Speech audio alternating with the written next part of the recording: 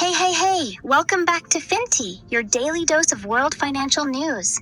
Today, buckle up, because the Middle East just shook global markets to their core. Let's start with the story dominating every trading floor on the planet right now.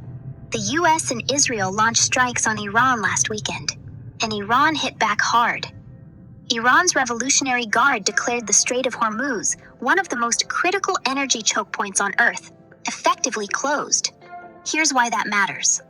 About 20% of all the oil consumed globally passes through that strait every single day. That's 20 million barrels. Saudi Arabia, Iraq, UAE, all of their exports funnel through this narrow waterway, and right now, it's at a near standstill. At least 5 tankers have been damaged, 2 crew members killed. Around 150 ships are stranded. Shipping companies and their insurers, they've basically said, we're not going through there. The result? WTI crude smashed through $90 a barrel this week, its biggest weekly gain since oil futures trading began back in 1983. Goldman Sachs says traders are demanding roughly $14 extra per barrel, just as a war risk premium. And Qatar, the world's third largest LNG exporter, halted operations at its biggest facility after an Iranian drone strike. South Korea said it could run out of LNG in 9 days. 9 days. Wall Street felt all of it.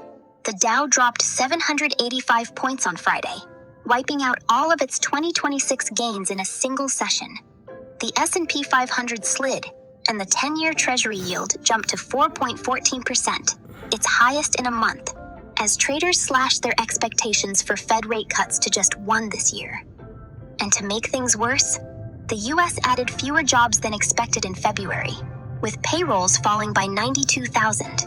That's a recession warning number. Meanwhile, unit labor costs came in hotter than forecast, raising that dreaded word, stagflation. Over in China, the government set its annual growth target at 4.5 to 5%, the lowest on record, as deflation and US tariffs continue to bite. But not everyone's losing.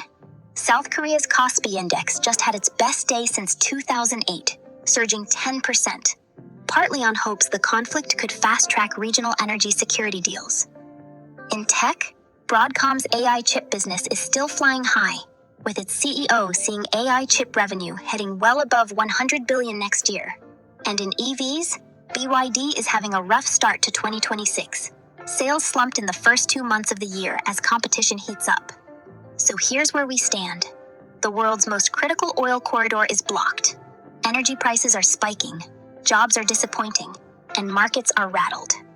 The big question everyone's asking is, how long does this last? A quick resolution keeps oil in check. A prolonged conflict? Some analysts warn we could be looking at $150 a barrel. We'll be watching this one closely. As always, stay informed, stay sharp. I'm Finty, and I'll see you tomorrow.